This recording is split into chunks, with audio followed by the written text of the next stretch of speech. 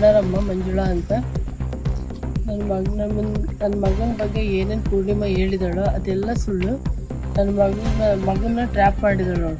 Trap ಮಾಡಿಬಿಟ್ಟು ಮುಂಚೆನೇ ಅವಳಿಗೆ ಮದುವೆ ಆಗೈತೆ, ಅದನ್ನೆಲ್ಲ ಮುಚ್ಚಿಟ್ಟು ಮಗನ ಹತ್ರ ಬ್ಲ್ಯಾಕ್ ಮೇಲ್ ಮಾಡ್ತಿದ್ದಾಳೆ.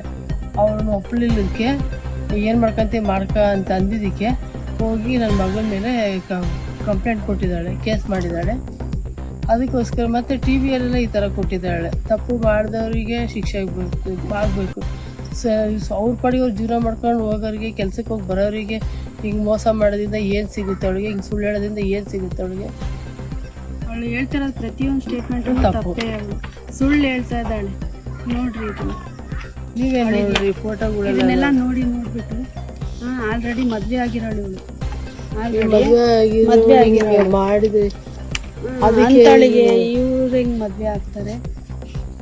ಇವ್ರು ಹೆಂಗೆ ಮದುವೆ ಮೋಸ ಮಾಡ್ಯಾನೆ ಅಂತಂದು ಸುಮ್ಮನೆ ಇದು ಮಾಡಿ ಅವಳೇ ಮೋಸ ಮಾಡಿದಾಳೆ. ಅವಳೇ ಇವನಿಗೆಲ್ಲ ಮಾಡಿರೋದು, ಮೋಸ ಮಾಡಿರೋದು ಇವಳೆ, ಮತ್ತೆ ಟ್ರ್ಯಾಪ್ ಮಾಡಿರೋದು ಇವಳೆ, ದುಡ್ಡಿಗೆ ಬೇಡಿಕೆ ಇಡ್ತಿರೋದು ಇವಳೆ, ಎಲ್ಲ ಬ್ಲ್ಯಾಕ್ ಮೇಲ್ ಮಾಡ್ತಿರೋದೆಲ್ಲ ಇವಳೆ.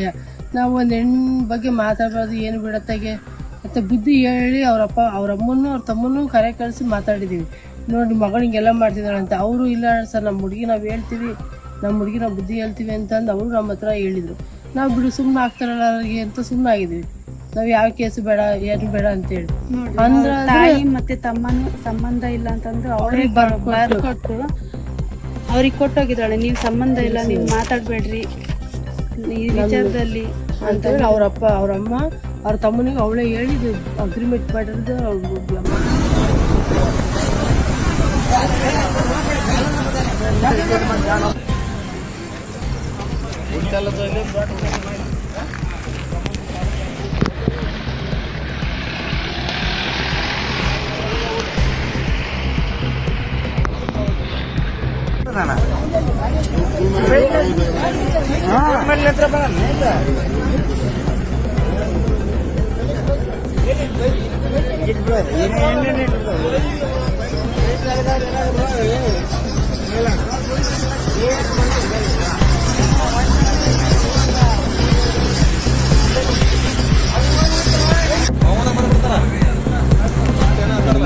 ಹಿಂಗ ಹೋಗ್ಬಿಟ್ಟು ಏನಾಗೈತೆ ಸರ್?